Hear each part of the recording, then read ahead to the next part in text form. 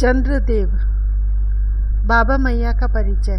मैं विराट पुरुष का मन हूँ, अतः परम पुरुष को जब पृथ्वी पर अवतीर्ण होना होता है वे प्रायः मुझे माध्यम बना लेते हैं, किंतु केवल तब नहीं जब उन्हें नरसिंह अथवा वाराह के समान अकस्मात आविर्भूत होना होता, अन्यथा तो वे मेरे माध्यम से मन में आते हैं उन महाभाग के जिनको पिता का सौभाग्य देना होता है और फिर पिता से माता में। इस प्रक्रिया का एक पुण्य परिणाम है कि श्री पुरुषोत्तम के अनेक अवतार रहस्य जो सृष्टिकर्ता को भी ज्ञात नहीं होते मुझे स्पष्ट रहते हैं। सिंधुजा के कारण मैं समुद्रोद्भव श्री नारायण का श्यालक हूँ और यही सम्मान किसी के लिए कम नहीं है, किंतु इस बार तो परात्पर पुरुष ने मुझे कुल पुरुष बनाकर जो गौरव दिया उससे अब कोई संकोच नहीं कि श्रुति के स्वरों में वेदज्ञ ब्राह्मण कहते हैं, सोमो अस्माकं ब्राह्मणाम नाम राजा। मुझे शशि को भगवान भूतनाथ ने भाल भूषण बनाकर सनात कर दिया था और अब तो मैं सचमुच सुधाकर हो गया हूँ। अपनी संपूर्ण शक्ति से व्रजधरा को सुधा सिंचित करके मैं धन्य धन्य हूँ। मथुरा द्वारिका में ही नहीं ब्रज में भी उन परात्पर पुरुष ने मुझे कुल पुरुष होने का गौरव प्रदान किया है। इस बार कभी कभी सृष्टिकर्ता तो इन लीलामय की लीलाओं से भ्रांत हो जाते हैं तो मेरी क्या गणना, किंतु इस बार देवी योग माया भी मेरे कुल में आई तो आने से भी पूर्व उन्होंने मुझ पर अपना प्रभाव डालने में संकोच प्रारंभ कर दिया। अतः मैं स्पष्ट समझ सका कि सृष्टिकर्ता को परम पुरुष के परिकरों में कहाँ कैसे भ्रम हो गया। अब ये गोकुल में देवी रोहिणी है, भगवान ब्रह्मा ही भूल में है कि ये नागमाता कद्रू है, तो सुरों की समझ कहाँ इनके स्वरूप की छाया छू सकती है। उस दिन महर्षि कश्यप ने कहा, पुरंदर के जन्म से पूर्व की बात है, मैं नाग माता कद्रू के समीप था और देवी अदिति मेरे सामीप्य को उत्सुक थी। मुझे विलंब हुआ तो अदिति को लगा कि कद्रू ने मुझे रोक लिया है। उन्होंने कद्रू को रुष्ट होकर मानव योनि में जन्म लेने का शाप दे दिया। जब कद्रू ने सुना उन्होंने भी यही शाप अदिति को दिया। अब मैं अंश रूप से मथुरा में वसुदेव के रूप में उत्पन्न हुआ तो अदिति देवकी और कद्रू रोहिणी के रूप में आ गई। लेकिन अब देवकी के लिए रोहिणी परम प्रिय है और रोहिणी देवकी पर प्राण देती है। महर्षि कश्यप मेरे भाई होते हैं क्योंकि वे भी मेरी भांति सृष्टा के पौत्र हैं, किंतु मुझे कहाँ अधिकार है कि परात्पर पुरुष के रहस्य प्रकट करूं। यह तो महर्षि को स्वयं सोचना चाहिए कि धरणीधर शेष और भगवान साक्षात भगवान अनंत में अपार अंतर है। उन गोलोक बिहारी के अग्रज को अवतीर्ण होना है तो माता रोहिणी ही आवेंगी। नाग माता कद्रू केवल उनसे एक हो सकती है। यही भ्रम भगवान ब्रह्मा को है और गोकुलेश्वर तथा वृत्साहनुपुर के स्वामी दोनों ही परिवारों के संबंध में है।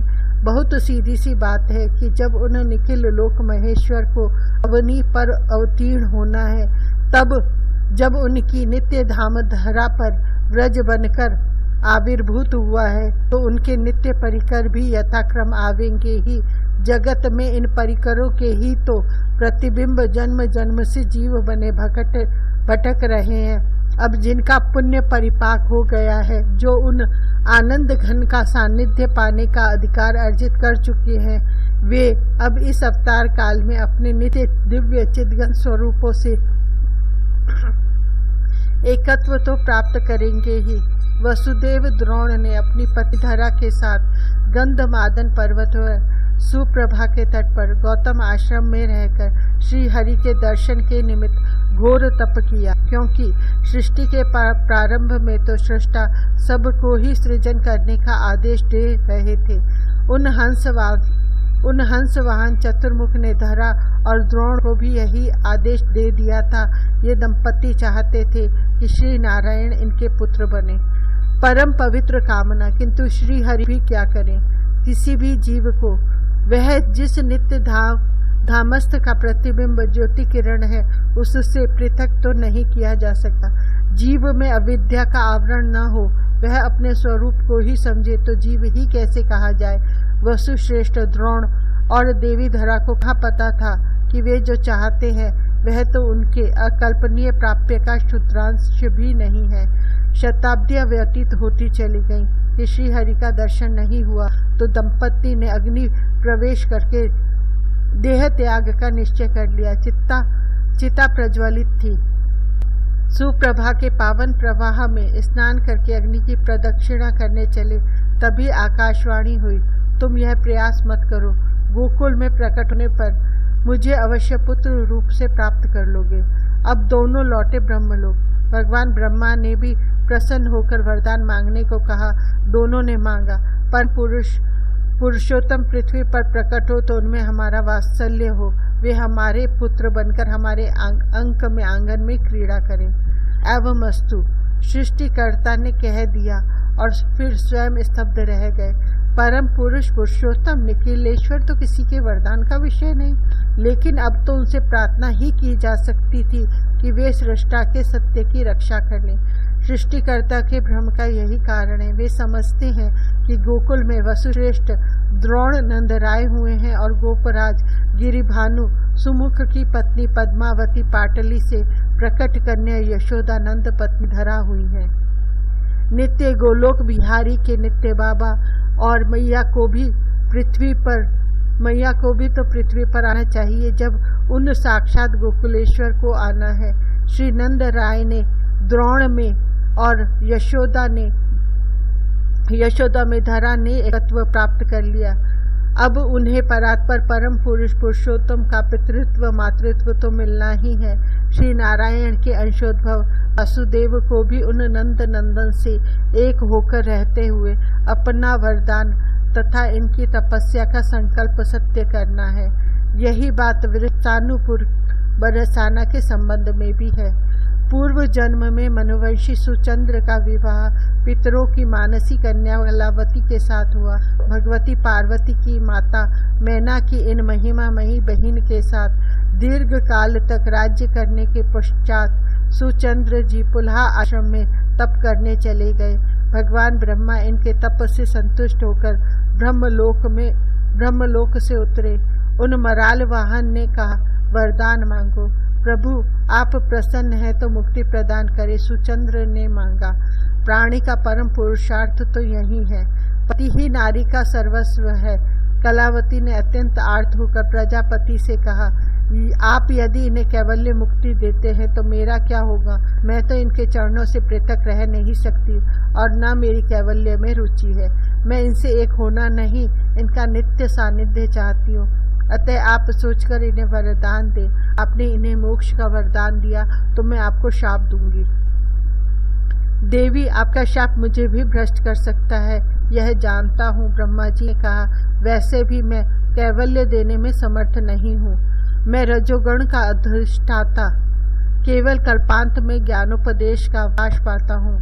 अतः सुचंद्र जी को कोई दूसरा वरदान मांगना चाहिए।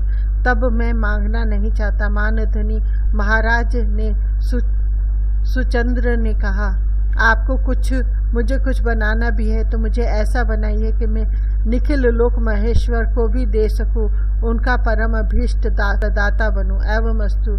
सृष्टिकर्ता ने बद्धांजलि प्रणाम किया। आप दोनों मेरे भी प्रणम्य हो गए। उन निखिल लोक महेश्वर का परम अभिष्ट तो उनकी आह्लादिका शक्ति ही है। अब वे अनंत वात्सल्यमयी मेरे वरदान की मर्यादा रक्षा करेंगी। वृत्सानुपुर में सुरभानु जी महिभानु की पत्नी पद्मावती से वृषभानु प्रकट हुए तो उन नित्य के श्री विग्रह में सुचंद्र ने तादात्म्य स्थापित कर लिया। कान्यकुब्ज नरेश भलंदन के यज्ञ कुंड से वृषभानु की नित्य प्रिया देवी कीर्तिदा प्रकट हुई। उनसे एक होने के कारण कलावती अयोनिजा बनी रही। अब यह तो सर्वविदित ही है कि अपने मित्र वृषभानु के लिए नंद राय ने अपनी कौमार अवस्था में ही कान्यकुब्ज पति से उनकी यज्ञ कुंडोद्भवा कन्या मांगी थी और ब्रजपति पर्जन्य के कुमार की प्रार्थना स्वीकार करके कान्यकुब्ज नरेश ने वृषभानु को बुलाकर सविधिक कन्यादान कर दिया था। अब तो व्रज धरा पर गोकुल में उन परम पुरुष के अग्रज भगवान अनंत अवतीर्ण हो चुके हैं। उनका परिकर आने लगा है। मेरा कुल, मेरा यह भुवन भूषण कुल जो मुझे भी परम धन्य करता है, बढ़ रहा है। उन अनंत के आविर्भाव के 2 दिन पश्चात ही उपनंद जी की पत्नी तुंगी की गोद पूर्ण हुई। इनके पुत्र का नामकरण हुआ ऋषभ। इसके ठीक 7 दिन पीछे सन्नद्ध की पत्नी कुबला के अंक में अर्जुन आया और उसके 3 सप्ताह के पश्चात अभिनंद जी की पत्नी पीवरी का गृह पुत्र जन्मोत्सव से मुखरित हुआ। इस बालक का नाम विशाल उसके आकार के अनुरूप ही था। ब्रज में बालक आने प्रारंभ हो गए थे और मेरे आनंद की सीमा नहीं थी। सुरों की समझ में यह नहीं आता था कि मैं पृथ्वी पर के अपने कुल से तादात्म्य करके इतना प्रसन्न क्यों हो रहा हूँ, किंतु यह बात मेरी समझ में भी कम आती है कि ये सब बालक प्रायः समान लग्न में ही कैसे उत्पन्न हो रहे हैं। वैसे मैं जानता हूँ कि इन नित्य परिकरों का प्रारब्ध नहीं होता। ग्रह इनको प्रभावित नहीं कर सकते। ग्रहों को और काल को भी इनकी ही कृपा अपेक्षित है, किंतु सबको प्रायः समान जीवन व्यतीत करना है। अतः इन सर्वतंत्र स्वतंत्र सत्पुरुषों ने लग्न की भी सार्थकता का अपने आगमन में ध्यान रखा है। इन दिनों 4 ग्रह उच्च के और 2 स्वग्रही तो चल ही रहे हैं। केवल मैं चंचल हूँ और मैं कहीं भी रहूँ, अपने कुल के तो मैं सदा सानुकूल ही रहूँगा। मेरा संपूर्ण आशीर्वाद समस्त सुधा किरणें इन आए और आने वाले शिशुओं के लिए मुझे इनके नित्य सखा ने कुल पुरुष स्वीकार किया है।